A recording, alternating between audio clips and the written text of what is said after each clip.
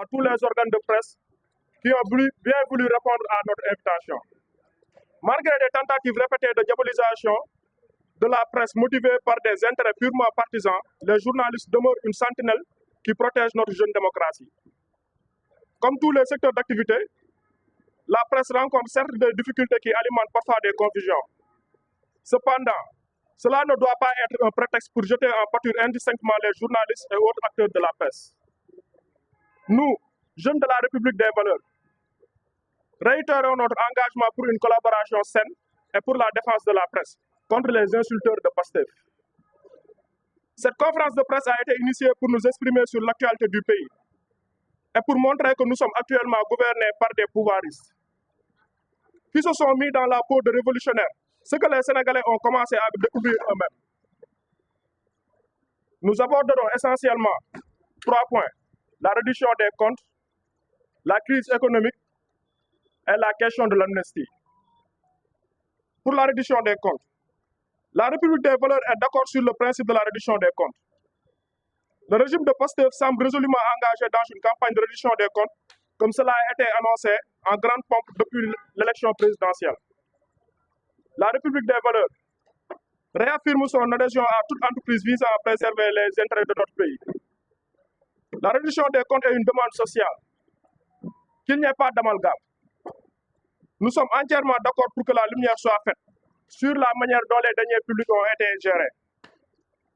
Éviter le basculement de la réduction des comptes vers le règlement des comptes.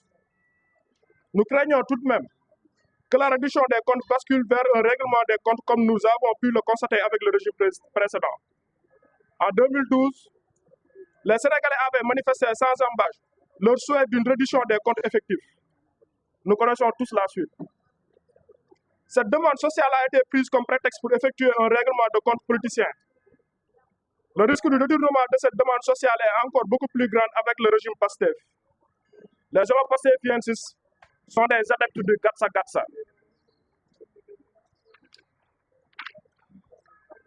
Même en étant au pouvoir, ils se comportent comme encore des opposants en réclamant l'écrasement de toute personne qui se mettrait sur leur chemin.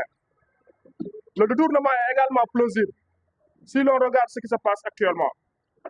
Nous sommes pour la vérité, peu importe qui en profite. La justice doit rester impartiale et cela y va de sa crédibilité. Nous n'avons pas encore oublié l'affectation polémique des magistrats qui auraient été défavorables au Pastef. Nous, jeunes de la République des valeurs, demandons que la réduction des comptes se fasse de manière impartiale et républicaine, dans le seul intérêt de la nation, et non pour écraser gratuitement des opposants politiques. Depuis 2 jours, on nous parle de carnage financier. Le champion en matière, on le connaît tous. Monsieur Kolda, c'est de notoriété publique. De toute l'histoire de notre pays, jamais un directeur des domaines n'a été autant cité dans la dilapidation foncière. Jamais. Nous exigeons qu'il soit entendu par la justice, mais sa proximité avec le Pastef laisse le doute. Le régime Pastef protège des gens impliqués dans des dossiers scandaleux. Monsieur Trafic Passor, Kilifeu, aujourd'hui PCA.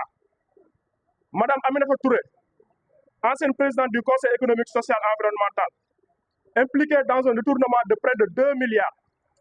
Aujourd'hui, envoyé spécial du président Diomaye Faye. Monsieur Lansana Gagny Sakho, aujourd'hui PCA,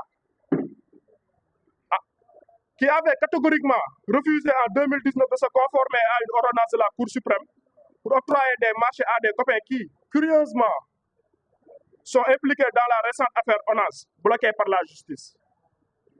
Monsieur Pierre Atepa Goudiaby, dont le président Thierno Alassane Sall parle dans son livre Le protocole de l'Élysée, en des termes clairs, pour avoir détourné plus de 400 millions de nos deniers publics.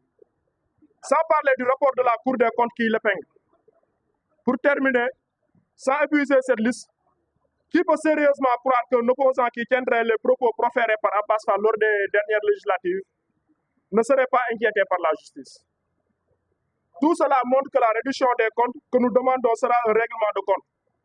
Car Pastef n'aime pas la justice. Ils sont adeptes du Gatsa Gatsa.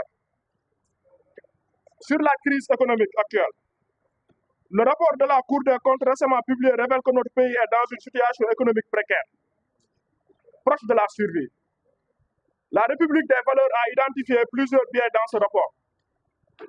Nous vous renvoyons à cet effet à l'article de Dr Samba Faye, porte-parole du parti, intitulé Le rapport de la Cour des comptes, ces manquements qui nous rendent sceptiques.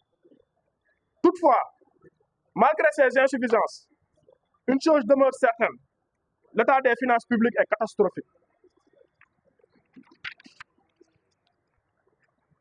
Le régime Pastef a clairement montré son incompétence et son incapacité à redresser la situation.